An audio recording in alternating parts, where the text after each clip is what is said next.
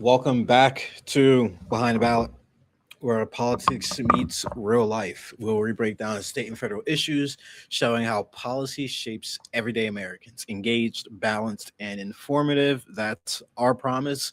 I'm your host, Mikhail Jenkins. And this is Muhammad Alec chiming in as well.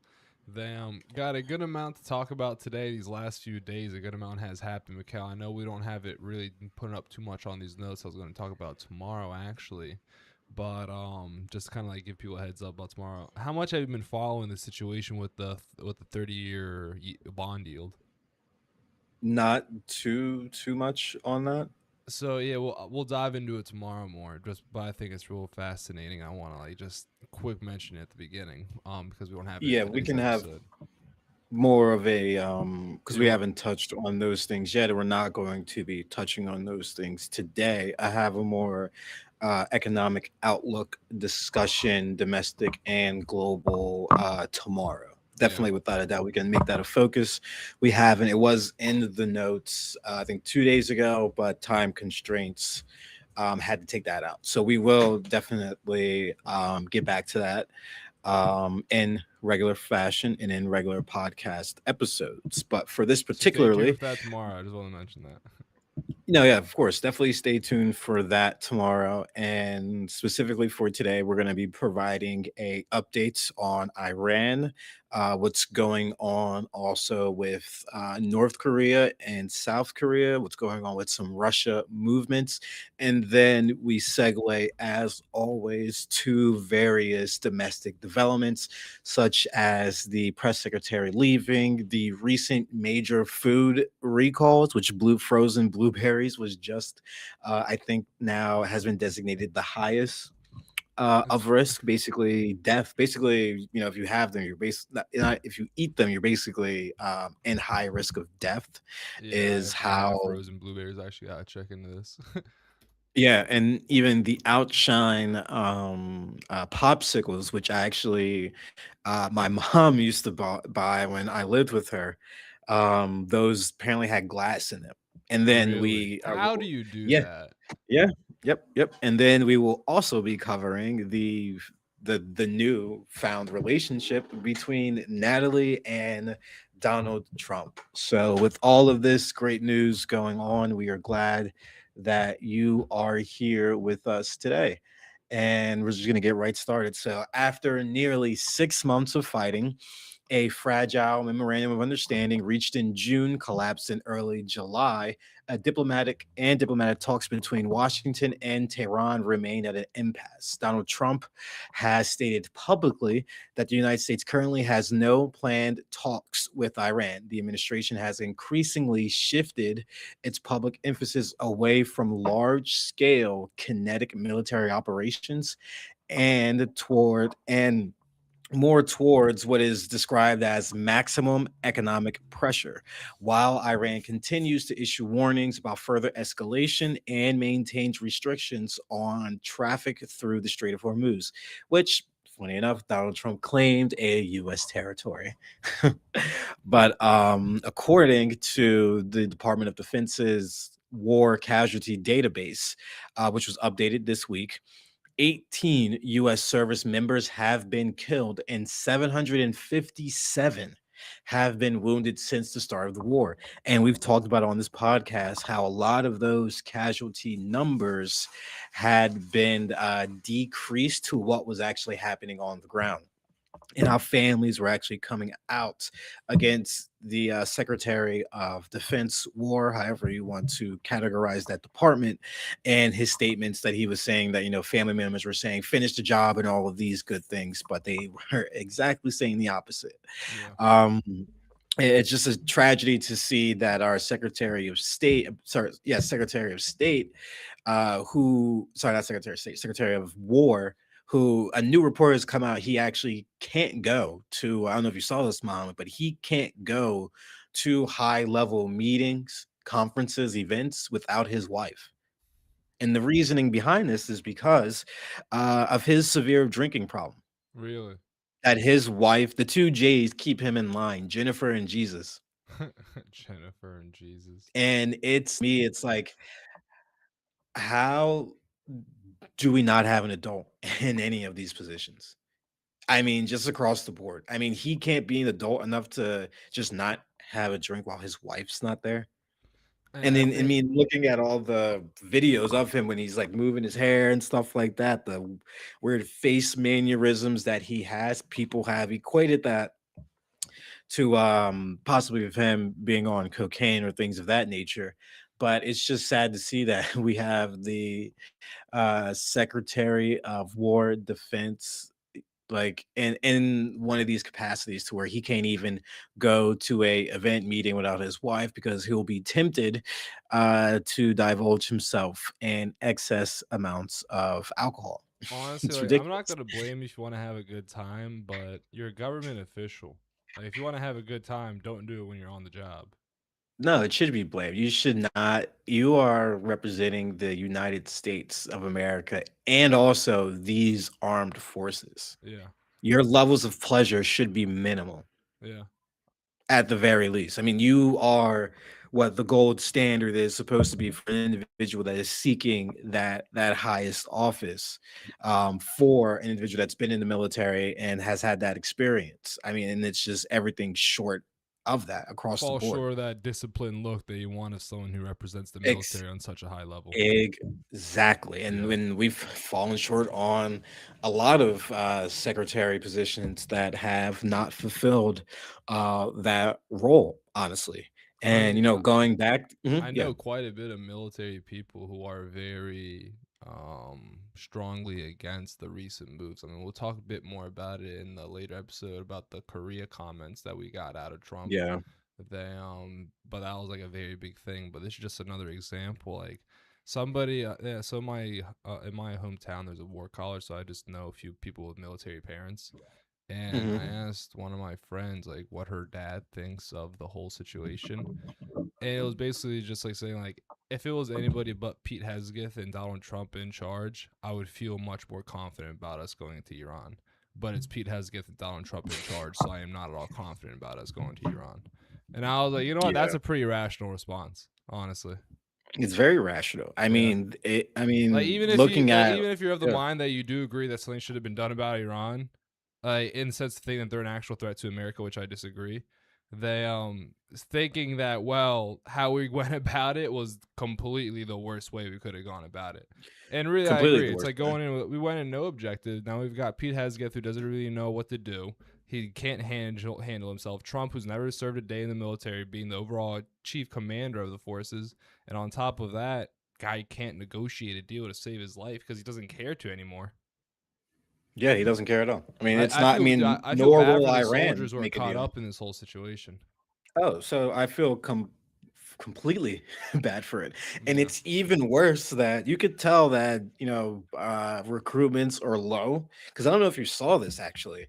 Um, I think it was for a I think it was for a certain branch. I believe they're giving a four days off for new recruits, minimum of signage for enlistment for two. That's a minimum, a maximum of six. You get 4 days to play GTA.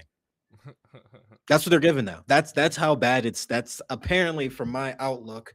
If you're trying to incentivize the younger generation to get a buy-in into the military, and you've seen all of this news about how this conflict itself is more about Israel than it's about the US, and how we talked about the other day about how morale is so low, which really is a parallel to what's going on in Israel, because we talked about a few months ago about how the Israeli and IDF soldiers are being demoralized by what they are doing to these Palestinians. And Yeah. it's the same thing that is happening to our American soldiers, but instead of it being the atrocities that are happening, it's more so the reasoning why we are even there. And I want to So add just that in like the some of the documented court cases where it's like a lot of the Israeli soldiers suing the military and the government for it's insufficient mental therapy help.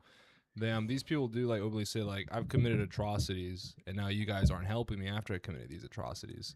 So these yeah, people are very it's well aware that what they're doing is wrong, but they're fine with it until the chickens come home the roost, as it says. And exactly. I'm not going to spare any sympathy for people who openly kill innocent people and just go back and then try to claim the victim. But I do think it's interesting to see how even the IDF doesn't care about its own soldiers in that regard. Like they don't heartless towards the heartless, you know. Oh, 100% heartless towards the heartless. When And, the heartless are your like you own. said, right. And I do feel completely for these members of the armed service because people have stated that Trump does not care about the military whatsoever. He doesn't hide them in the highest regard, and everything that's been happening with the military very much shows that. Especially what has been and is still going on at USS Abraham Lincoln.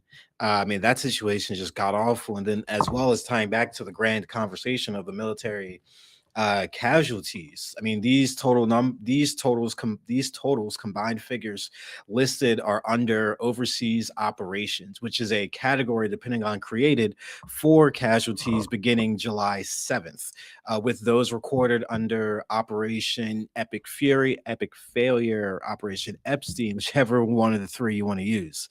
The July 7th date aligns with the day the Trump administration notified Congress under the War Powers Act that a new period of hostilities with Iran had began. The casualties numbers have previously drawn scrutiny from media outlets and lawmakers at the Pentagon's public database at times showed decreases even as Iranian attacks continued. Officials have attributed some of these discrepancies to temporary data disruptions. And the latest update added more than 50 additional wounded personnel and comes as negotiations remain stalled and tensions around the Strait of Hormuz continue. And we have this now new economic announcement from the White House. I'm sure you guys have seen I this. think it's so He funny likes to how he use thinks like this words is gonna to have any effect on the I Iranians. think he just likes to set up words to make things seem cool and seem like they're gonna have great impact. Like starting off first, Operation Epic Fury, and then looking at Operation Midnight Hammer, Yeah. Liberation Day. Him I mean, hesitant to be it's like, like this is great. This is great. This is so yeah, it's like badass. all right, so badass, but it failed badassly, realistically. I mean, all three of them across Yeah. the board. But yes, there is now a new economic D-Day announcement and a sanctioned strategy for the Trump administration. So on Wednesday evening, yesterday, that's yes, yesterday. My days are a Yeah. little messed up, but on Wednesday, that was yesterday. President Trump declared on Truth Social that the United States plans to choke Iran's economy by imposing major economic penalties against any country that provides any type of lifeline to Tehran. He labeled the campaign an economic D-Day and stated that the United States needs all of its allies to stand with America to isolate and defeat the Iranian threat. Treasury Secretary Scott Bessent, which I can't stand him, Yeah, I can't stand him either. speaking in an exclusive interview with CNBC on Thursday. I can't stand him, and I can't stand Scott Jennings. And we're gonna get to Scott Jennings because he might be him or Natalie are two individual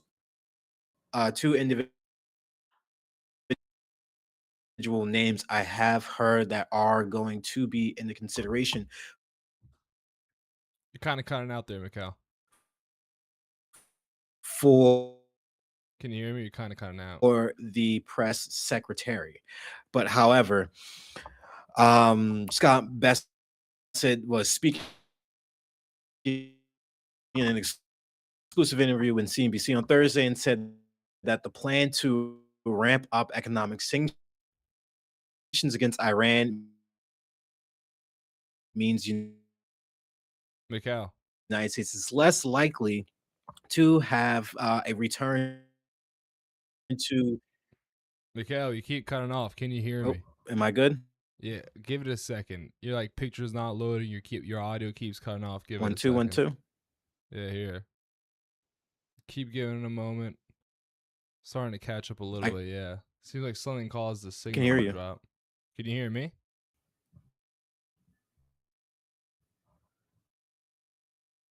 Try leaving Am and I good? rejoining.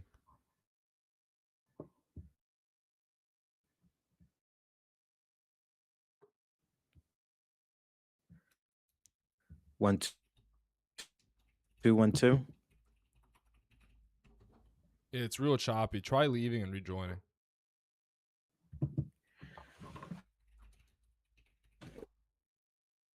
Kind of coming in a little bit better now. It's the image isn't updating. This storm Could be here the storm might be causing this. messing me up.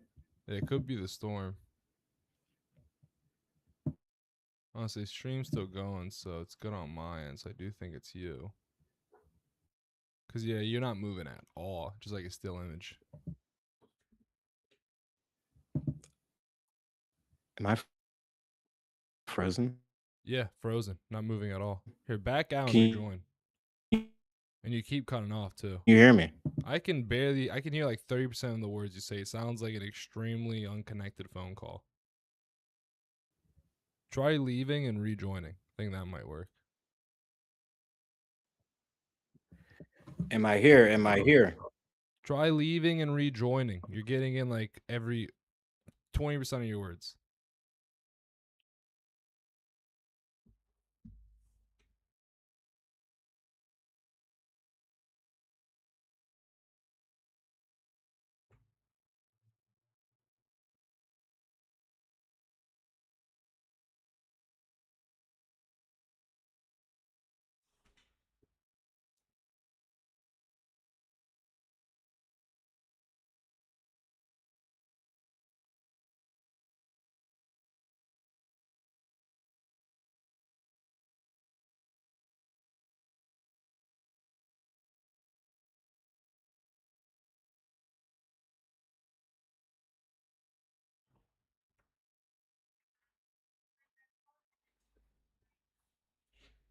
Give me a second, guys. Hopefully, Mikhail isn't out for the count.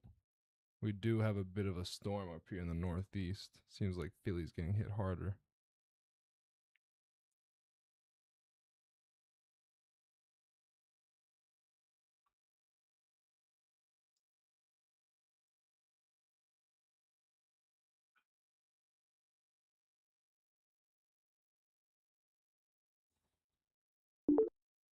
Oh, wait.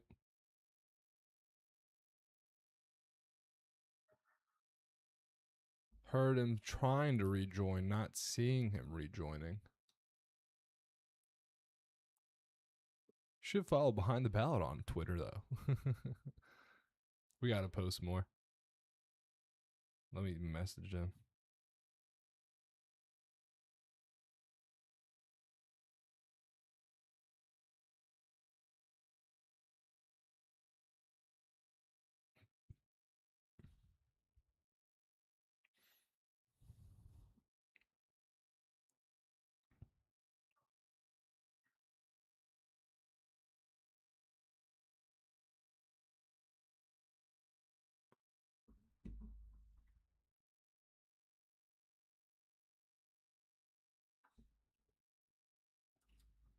All right, so Mikhail's having mass issues on his end with the storm, so I'm going to go pick up where he left off, and we're going to wrap up today's episode a little bit sooner because of that was going on.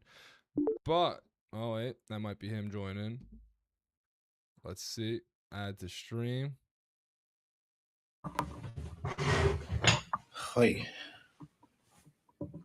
Yeah, again, no video, but I can hear your audio a bit better. Try talking. So let me see if it cuts it off. 1 2. Okay, coming in a bit better now. Image is updating. All right. Where did I leave off at? Yeah, honestly, I'd Jesus. pick up from the very much. I'll just pick up from talking crap about Scott Bassett. Yeah, that's a good No idea. one likes him. Treasury Secretary So- Scott Besson would be a good line to start off with. All right. Yeah. So 19. sorry about that nonsense and connectivity issues. There is a major storm, unfortunately, and it is raining literal cats and dogs. I wish I could be joking, but I hear meows and no, I'm joking. But yeah. So I am sorry for that, but I am glad you all are hopefully still here with us. But yes, it is now going to be a change from the full-on kinetic warfare that we have been doing to now more economic warfare. And the funny thing is about that is because we're low on munitions. Yeah. So it makes sense to the fact that we are now changing the dichotomy of this fight to now being an economic fight because we can't Yeah, continue to bomb. literally we're We running can't out of our continue missiles. to yeah, we can't continue to protect Israel, and we've already let our Gulf allies know that we can't protect them.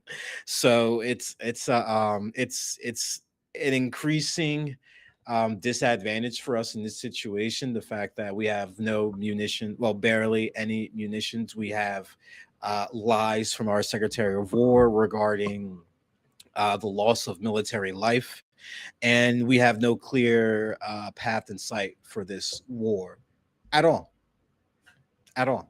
And this is going to go into the next part of this, which is the Iranian military contingency plan and public warnings. So, Muhammad, am I coming through? Still good? Yeah, you're coming in much better now. Okay, cool, cool. So, according to Financial Times report published on August 19th, citing two people close to the Iranian Iranian forces have assessed the possibility of striking U.S. military targets in southeastern Europe if President Trump decides to escalate the conflict. The countries and locations mentioned include Bulgaria, which recently approved the use of its Bezmir air base for U.S. refueling aircraft, and Cyprus, where a British airbase was struck by a drone earlier in the year. The same sources indicate that Iranian forces have also examined attacking submarine fiber optic cables in the Strait of Hormuz in the event of renewed U.S. offensive action. Iranian parliamentary speaker, who serves as a senior negotiator, has publicly accused Washington of escalating pressure in an attempt to extract concessions that were not part of the earlier memorandum of understanding. Regime insiders quoted, "Hey, oh, okay, my dog's over here biting on my shoes. I'm like, it's biting on my socks. Those little Yo." dogs are always so funny. But regime insiders quoted by the Revolutionary Guard commander, who is the country's top senior official, signals a hardening of Tehran's posture and a message that parties unwilling to reach an agreement with Gal Galbath. I might be saying that wrong, but that is who the prime minister is. Will instead have to deal with more hardline figures. And separately, Iranian state leaked media, including Noor News, have reported that Iran is preparing to strike the entire support network behind the so-called Shadow Fleet operating in the Strait of Hormuz, which is a well-informed Iranian military official was quoted issuing a blunt warning about ghost ships that disable their AIS transponders, stating that such vessels will not escape Tehran's surveillance and that Iranian countermeasures could target everything from cargo ships themselves to the service and support centers that enable their transit. Iran considers attempts to bypass its designated shipping corridors a serious security violation that puts both the vessel and the infrastructure enabling their movement at risk. These statements occur against the backdrop of the continued Iranian war efforts to maintain control over traffic through the Strait of Hormuz and strategic waterway, and U.S. efforts to keep non-Iranian oil flowing from enforcing a naval presence within the region. And then from that, you have from this whole economic D-Day, you actually had China provide a response on all of this. So China has directly rejected the premise of Trump's announced economic D-Day campaign, as you all should know that China is a very big buyer of Iranian oil, so it makes sense And why just they a would come general out ally against of this. them also. Yeah, just a huge general ally across the board, as Muhammad was so rightly stating. So you've had the Chinese foreign minister, Lin Jian, that's their spokesperson, told reporters that a regular briefing in Beijing on Tuesday that sanctions and pressure will not help resolve the issue, and called on relevant parties to take responsible measures and seek solutions through diplomatic and political means. This stance is consistent with earlier Chinese actions. In May 2026, Chinese Commerce Minister issued a formal blocking ban, ordering Chinese companies not to recognize or comply with U.S. sanctions on five Chinese refineries accused of handling Iranian oil. So we've seen China already buck the United States on a lot of these things. So it's this response is nothing crazy or nothing new. It's just news to show that China is once again shoring up to make sure that Iran is still able to have some economic relief that is benefiting China, and we're trying to stop that as any means necessary on a more economic front instead of a kinetic war front.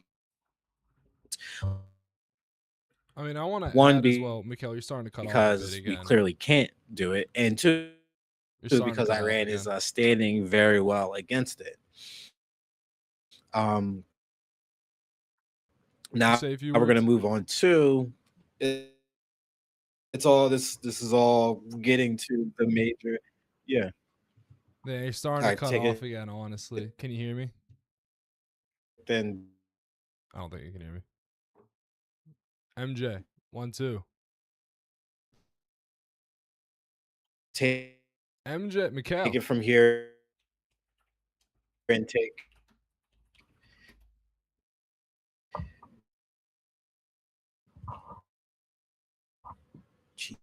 Yeah, you're cutting out hard, Jesus. man. Real hard. Like 80% of everything is getting cut out. Storm must be doing you dirty. Finish. I was gonna say finish what you're You're not gonna be able to get it through. I'm telling you. gonna Like, say, and then take Trump and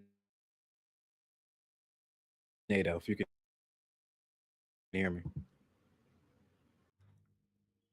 all right, Mikhail had too many technical difficulties and he is out. So I'm just gonna finish it up from here, have it wrap it up short, and then we'll go from there. So China's response to all this, as Mikhail was talking about, China has directly rejected the premise of Trump's announced economic D-Day campaign, with the Chinese foreign minister spokesperson Li Jian telling reporters at a regular briefing in Beijing on Thursday that sanctions and pressure will not help resolve the issue, and called on all relevant parties to take responsible measures and seek solutions through diplomatic and political means. Now, this stance is consistent with earlier Chinese actions. In May 2026, actually, Chinese Commerce Ministry issued a formal blocking ban, ordering Chinese companies not to recognize or comply with U.S. sanctions on five Chinese refineries accused of handling Iranian oil. Beijing has repeatedly characterized unilateral U.S. sanctions as lacking basis in international law and not authorized by the United Nations Security Council, and has said that it will take necessary measures to safeguard the legitimate rights and interests of Chinese companies and citizens. Now, this is where things start to escalate a bit from there to finish up the whole Iranian situation. President Trump has repeatedly, criticized European NATO allies for the refusal to join or provide meaningful support for the U.S. military campaign against Iran. In interviews published in early April, he described NATO as a paper tiger, saying that the alliance had not been there for the United States when it needed it, and said that he was absolutely considering withdrawing the United States from the alliance, which would heavily weaken the United States. Furthermore, from there, he told the Telegraph that reconsideration of U.S. membership was beyond reconsideration, and European leaders responded with concern, with French President Emmanuel Macron warning that creating daily doubt about American commitment hollows out the alliance. No formal withdrawal has taken place. Now, a 2023 U.S. law requires 2/3 of Senate approval for any American exit from NATO. Take in mind, this is signed under Biden's time, creating a significant legal hurdle which will not be able to be seen in this current state of law. There is no way we'll be able to see the Democrats nor the Republicans come together for a 2/3 majority for taking the American government and making American military out of NATO. Analysts and former officials have noted that while Trump's rhetoric has strained relations and raised questions among allies about the reliability of U.S. security guarantees, the practical and political barriers to an actual departure remain high, especially with most countries knowing that once Trump's gone, things will severely shift in the other direction back to what they're used to. Europe has largely limited its involvement in the Iranian conflict, citing domestic political unpopularity, energy cost concerns, and risk assessments that differ from Washington's. Nice to see you again, Mikhail. Sorry that you have to be dealing with these technical difficulties. You're still kind of, your image is still definitely a bit shoddy. And I don't know if you'll be able to. We should probably just finish some of these other topics up tomorrow. Give us more to talk about then. And yeah, he is still, yeah. I think you'll get a kick out of seeing this and seeing how it looks. It almost looks like I've got him on like a CRT. But thank you everyone for listening. Sorry about the technical difficulties. Sometimes the rain don't rain the way you want it to rain. And what that means is sometimes things don't work out the way you want them to, even though you know they're gonna happen. So thank you guys all for listening and chiming in and dealing with our technical difficulties. And we hope that you come and listen to us next time. Make sure to subscribe to our YouTube, Twitch, X, and whatever else you use. We're kind of everywhere. We need to be more active. We will be more active. But thank you all again for following, listening, and chiming in. God bless you all. God bless America. And have a good night.